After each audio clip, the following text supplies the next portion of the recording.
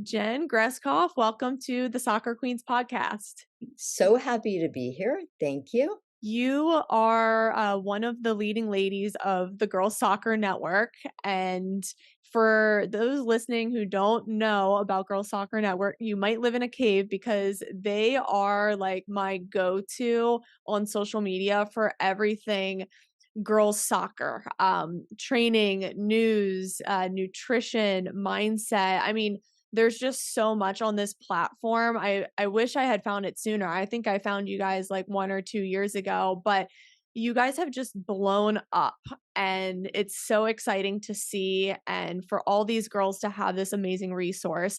So, before we get into everything that you guys are up to and you offer, what's your story, Jen? And did you spend a lot of your life in the game? And then what kind of propelled you to get into Girls Soccer Network? So, no, I did not. I played soccer when I was a kid. I was on one of the first AYSO teams in Los Angeles. It's going to really age me, but that's the reality. And nobody knew of soccer. This was back in the 70s, right? The late 70s. Nobody really, knew about soccer in America. And this AYSO team was put together and it was hard to even find a parent to coach it because nobody knew. So somebody's uncle from England actually came and acted as the coach. And um, I fell in love with it. Like I loved the sport right then. It was just different and I liked, learning about it. I started to look for more information about it. The only player that was sort of known anywhere was Pele. So I remember checking out a book from the library and reading about him. And as I got older, I was actually more of a baseball, softball player. So I didn't pursue and tennis and basketball. Like I was very sporty, but in high school I didn't end up playing soccer. And so really cut to the 99ers really for me was there was a big lapse in my following the game. There wasn't a lot out there that really that I was picking up on. And so I remember, reading about the 99ers and learning about them and just being so inspired by them. And I'm a writer. That's my background. So I live in Los Angeles and my writing sort of focuses on the TV and film world.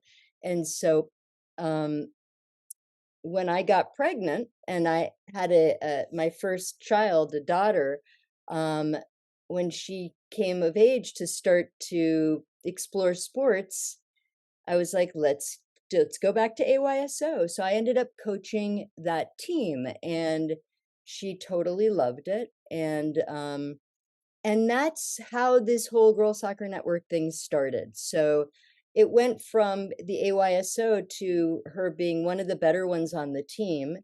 And ended up coaching my business partner's daughter. I didn't know he was going to be my business partner, but they, at around 10 years old, they were good. They were sort of the better ones on their team and they wanted to try out for club.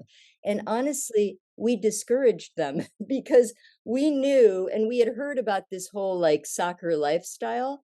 And we were like, I don't want to be every weekend on a freeway, driving here, driving there.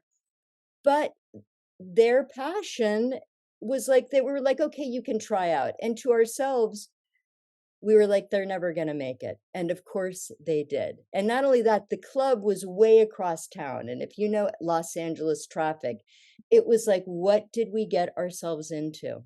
Um, so that then became the next 8, 9 years of our lives. And this person, this team actually, which had female coaches, stayed together for a really long time. So as somebody who's in, media, and my business partner in Girl Soccer Network is also in media, we thought there's no digital platform that's capturing the love, the connection, the fun, the silliness, the news, that's speaking to this young audience that this sport is just it is so dynamic. It is exciting them. And we thought, well, let's put up a website and a Instagram account. And we started putting up some content and girls just started to come and they flocked to it. And basically, it's all I do now. It's my entire life. My daughter, who inspired this, never ended up playing college soccer. So literally, we launched this, and 2 years later, she was out. And I was like, what did I just do? But it kept growing. It kept growing. And I can just think of endless amounts of content for this sport because it inspires me so much. And now I have hundreds of thousands of girls that inspire me to create with a great team, as you know. That's the story. I love that, and I can really just hear through your voice your passion for this game and just your passion for helping young girls to be empowered and to have access to all these amazing resources and all these great female soccer players and these role models as well. And I just want you to kind of get more into the mission you have for Girls Soccer Network moving forward. Yeah, so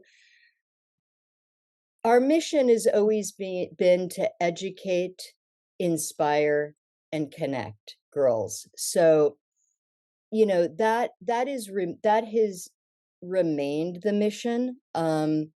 In terms of what we want to do as a company, um, evolve the content for sure. So for example, the mission is to educate, connect, and inspire. So how do you do that? For us, like I'm not out there, I'm not a trainer or a coach. So I don't have that's not my experience. I wouldn't be good at that. So I have to do it through media, right? And so, we're always looking for ways to engage our audience. And sometimes that's through education, and that's where people like you come in. You have that ability, you have that knowledge, right? So we want to pair ourselves with the very best of those people who we can then introduce to our audience, and they can get nourished with that. They can then use you as a resource. But then we have, creators who are good at making people laugh. Like I have a creator who's a player who plays a division one, and her specific talent is memes. Her memes go viral on our platform, and that just everything is important. Learning how to play the game right, learning how to take care of yourself, but also learning how to like laugh with it and seeing a particular viewpoint. We want to do longer form content, where we're really doing more training series with trainers that we do. We want to put up, we want to revamp our website and really do a kind of subscription model where we have experts on. And we want to do animated series for younger kids. So, we have our platform, it's called Girls Soccer Network. And yes, I mean, we do target a younger audience, but the truth is that our core demographic is actually 18 to 24, which always surprises people a little bit, but it's that college age player. And so we have fans in the players in the NWSL that are fans, college, obviously, and then that younger player. But if we're going to cater to the younger player, you always, because girls and probably guys too, but they're always looking up. It's always that big sister mentality. Like, would my they want that. They want that. So that's our sweet spot when we're creating content, is to sort of look at it through that lens. I love that, and I think you have just such a good variety of content and short and long form, and everyone's just bringing their talents to the table and just providing this platform where all these girls can relate. And I think like the first platform that like really came out for girls soccer was like Soccer Girl Problems. Amazing, And right? you guys are like up there as well because you just have these memes that are like inside jokes that only soccer girls can relate to, like the preseason trainings, the brutal conditioning tests, maybe like troubles like not starting or losing a position on a team, like all these things that can really help girls like navigate all of the things that go into being a soccer girl, good and bad. Yeah, no, for sure. I mean, Soccer Girl Probs is definitely like a pioneer in this area. Huge shout out to them, and you know, they were definitely an inspiration. They were doing that. We didn't get into memes until it's definitely not my strength. That is not the way that I write, you know, or think. We didn't get into it, but then we have creators that come to us that say, I like, you know, this is something that I think that I could do, and we say, okay, well, let's see some examples of this, you know, and if they're something that rings true, you know, to our tone and our voice, absolutely, they then become creators, and that's what this is. It's really it's it's an evolving, you know, it's a living thing, Girl Soccer Network, where people reach out to us, and you know, we want that community to the voice of the community. So, you know, yes, do I have a team of dedicated writers who know how to write about soccer and lifestyle? For sure. Like they're there, they're, you know, they're journalists and so forth, but we want the voice of the community. So, you know, an example of this is Jordan Wickus. Well, I'll start with Sam. You know, literally a year and a half ago, Sam, maybe almost 2 years ago now. Sam, I woke up. I remember, I remember saying like I woke up and I got this DM from this person, and she was like, "I love your platform so much. Is there anything I can do? I'll do anything just to sort of be a part of it." And I was like, "Okay, I've got to talk to this person." She's like, "I'm at the University of Iowa." And so we ended up talking, and I was like, "Well, what do you know, what do you like?" And I found out that she was had been a Girl Scout, you know. And that really I've never been a Girl Scout. My girls were never Girl Scouts. But I had had this dream of doing a mentorship program and basing it on the Girl Scouts because I think that the Girl Scouts is a brilliant organization, right? The way that they mentor and empower girls through experience, you know, and through entrepreneurship, right? So I said, Sam, you know, I've got this idea, and you know, you've got this experience. You were a high level Girl Scout. What do you think we talk about this? Literally within 2 weeks, she had created an entire curriculum around this. And I was like, whoa, this person is really motivated. How do we do this? Let's bring her in. So we then said, okay, well, let's do a test run. We started I had good contacts. She obviously does, being a player, you know, a Big Ten player. We started reaching out to players and saying, how would you feel about mentoring girls in our community? We're going to charge a little bit of money. We're going to split everything. This is just when NIL was starting, right? We're going to use this as an NIL opportunity. So you can make whatever we make, we're splitting it with you. Okay. And every player that we reached out to said yes. From Stanford to Florida State, Jenna Neiswanger was one of our first mentors. Like, you know, she's amazing, you know. And so I thought, God, this was actually, there's a need for this. If players are saying yes, and our community is buying these packages, great. So we then took it a step further. We went from 10 to 20 this past summer. We got soccer.com to sponsor the program. You know, so that's the kind of initiative, and Sam is part of our team. Sam is part of the fiber of Girls Soccer Network now. You know, she's a, you know, a partner, so to speak, you know. not only that, she's woken up her creative side. Like she's creating content around reffing, which she's very involved with.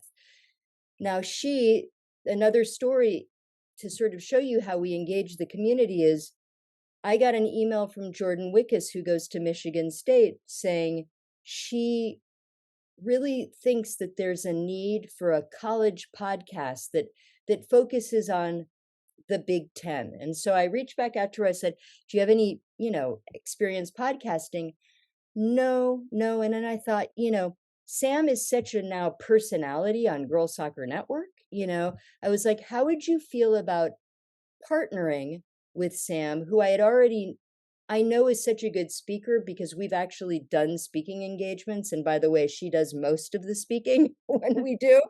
Um, and Jordan was like, I'd love to meet her. So they got together. These are two rivals, Michigan State and Iowa, which I loved, right? They're Big Ten rivals. And I thought this is a good selling point, right? That's what I'm good at. I'm kind of good at thinking about that stuff too. And they got along, could not be more different people. Like just their whole vibe and energy. Please, if anybody's not seen The Big Life, check it out. But I'm so proud of this podcast. I mean, they are killing it. We just did our 8th episode. It's National Suicide Prevention Month this month. We had Gina and Steve Meyer on and they spoke about the loss of Katie and what they're doing to prevent this kind of tragedy to happen. It is such a moving and beautiful episode that I'm so proud of the work that these girls and our young women in our community are doing. So that's how we work, right? That is amazing, and gosh, I think there's just so much to unpack there, and I think, like, you guys starting a podcast was bound to happen, just because you have Sam, but then you have just all these other girls in the game who, like, want to just get involved with everything you're doing, so it's just, like, so funny how that worked out, and I think they're such a good pair as hosts because they're just I don't know, they just, like, have such this, like, good chemistry and vibe that it's just hilarious, so, It is hilarious. but then also they can, like, have, like, these, like, deeper conversations about these really serious issues and a lot of the tragedies that have happened in our sport. So it's good that they can deliver these messages and just have people relate to everything they're talking about on the podcast. So I will actually include that in the description below so you guys can check it out. It's called The Big Life, correct? Correct, I correct. And I love think that. that's What's the reason behind calling it The Big Life? well, they're Big Ten athletes, right? Yeah. So that's part of it. But when you become, I think even Division 1, 2, or 3 soccer player, because I know we have players in all those divisions that do stuff with us, Mhm. it is a grind. But I would say Division 1 with that travel, and it is I don't even know how they do it. Like, literally, the amount of it is a big life. Like, when you are taking that on, you are taking on a responsibility, um, and it's not for everyone. Like, and it is your entire world. And so, um, that was Jordan came to us wanting that name. That was her that's what was really speaking to her. And so we said, great. I mean, it does make sense. It's a large, it's a huge undertaking what these Division 1 players go through. And and just the emotional, the part of it, like, yes, the schedule, the actual logistics of it, okay, are a grind. But then, just like you said, you think about maybe not playing a game or being benched or being injured and all of those aspects that come into it. Plus, I mean, Jordan is a mechanical engineering student. Like, okay, and the way, I mean, thankfully, she has the kind of disposition where she's pretty chill, and that like is able to get her through some things. She handles things very different than Sam, who, is incredibly like um a lot more type A, right? Than Jordan, and that's how she can manage these these situations. So that's the name. And by the way, I need to give a shout out um to Rotas Wadera, who um literally we launched Girls Soccer Network in 2017, and I put a couple of ads out for young journalists. I didn't get many people applying. Nobody, we were nothing, right? But I did get this guy out of New York who said, I know more about women's soccer than most people you'll ever talk to. And I was like, okay, I need a writer. I need some writers, right? I reached out to him and we started talking, and I was like, oh my God, this guy's like a women's soccer savant. Like, he knows more than anybody I've ever spoken to. So he became my first writer. And we've had a podcast. We have over 50 episodes of Give and Go, which is, that is our main podcast.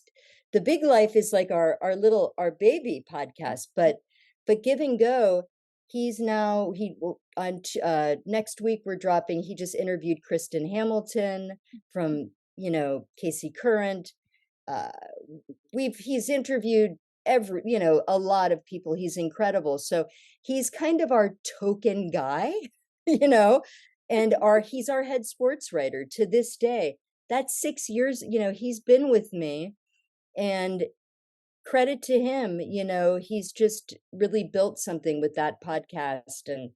And really it, I love it. I love that a man, he's not such a young man anymore. He's actually just a man now, cares and loves this game, who moved to Los Angeles, became a season ticket holder at Angel City, right? Men, this sport is touching people outside of, girls and women. And he's a testament to that. And I'm proud that he's my head sports writer, because I get questioned about that. Well, but like, it's weird. Is it weird that you have a guy as a podcaster?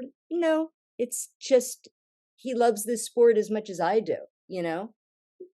I think that's such a good message because yes, we want to elevate women and have role models for girls, but there's also so many amazing men who are immersed in this game and who just have a passion for whether it's coaching girls or educating girls soccer players or writing for these platforms. It's just so great that this sport just brings all of us together, and that's what we really need to focus on. No, it is like literally, like if I think about what soccer is, it's community.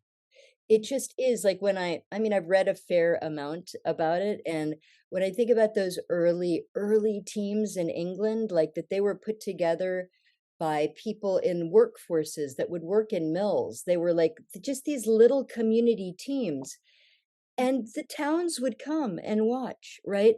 And it's like that's really the essence of it. And I I I love, speaking of Angel City, I mean, what they've done community-wise in building that community is, they've really done such a smart thing with really reaching out to the local clubs, and females who are passionate. And, this is now changing the game of how the professional teams, I think, are doing it. I mean, it's always been a part of it. The NWSL has been around now for, is it 12 or 13 years.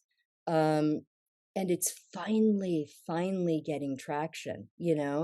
This is one of the things about starting Girls Soccer Network, was really wanting to elevate the profile of the league as much as we could. So one of the first things that we did was reach out to, and we were no one. Nobody was really cared about Girls Soccer Network, but we'd reach out to players on teams, and because there was no one doing any media about them. So we had Ali Riley, we had like players that are now super famous, come on and be early adapters.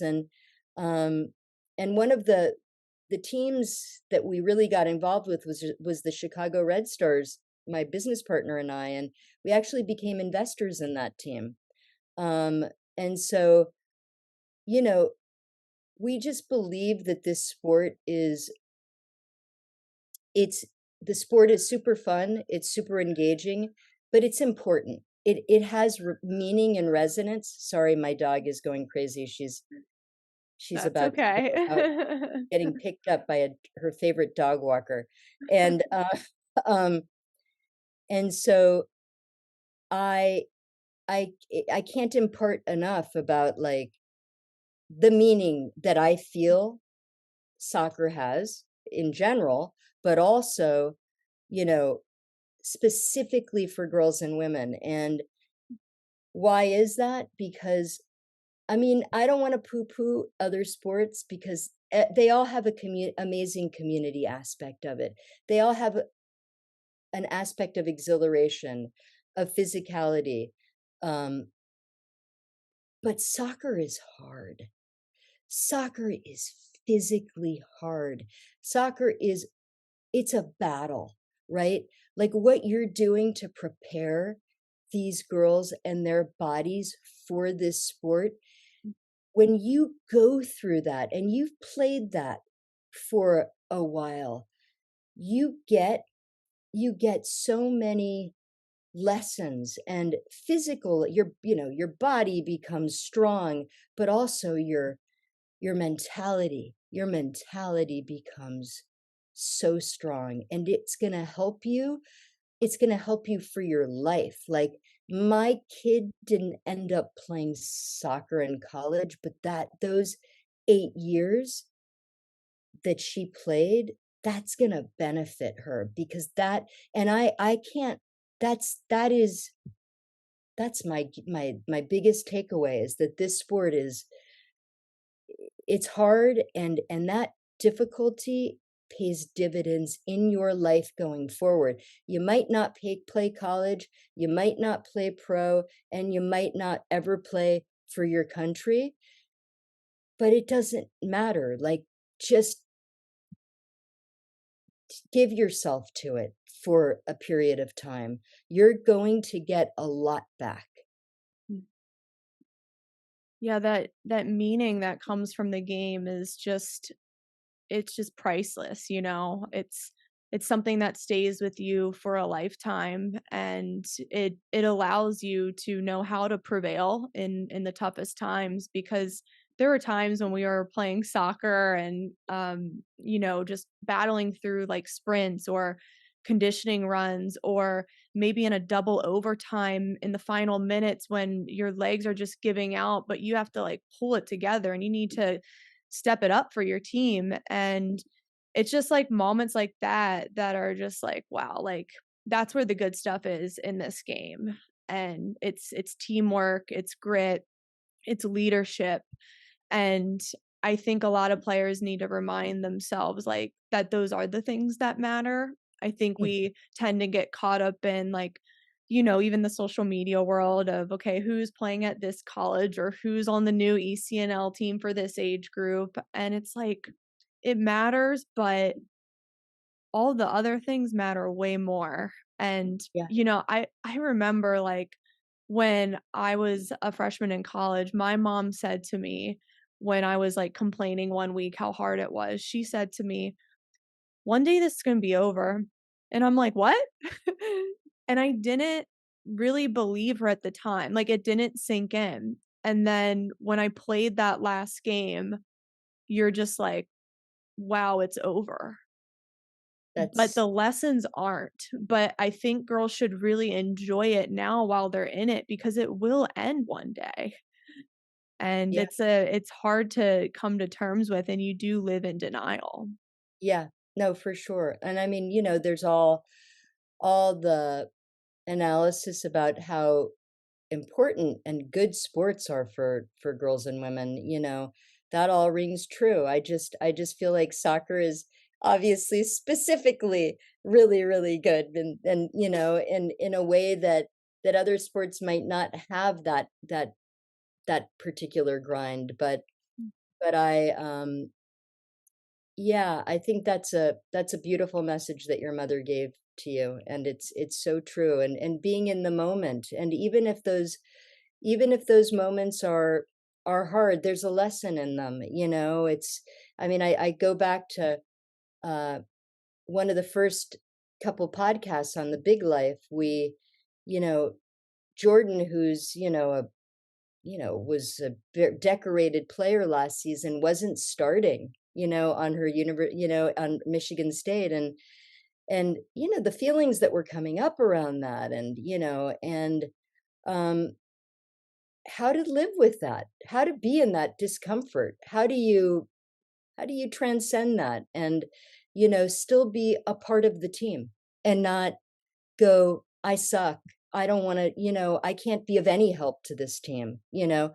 That's not true. Like, you might not be where you are, or in the position that you want to be right now while you're on this team, or but just hang in there, because things evolve, and I think it's hard for young people to see that. That's just something that comes as you get older. It's Your brains aren't fully developed in a lot of ways, and so to always, to talk to an older person who can give you kind of sagely wisdom. So do you have any closing messages for the listeners? I mean, I feel like I went on, I talked a lot, but just,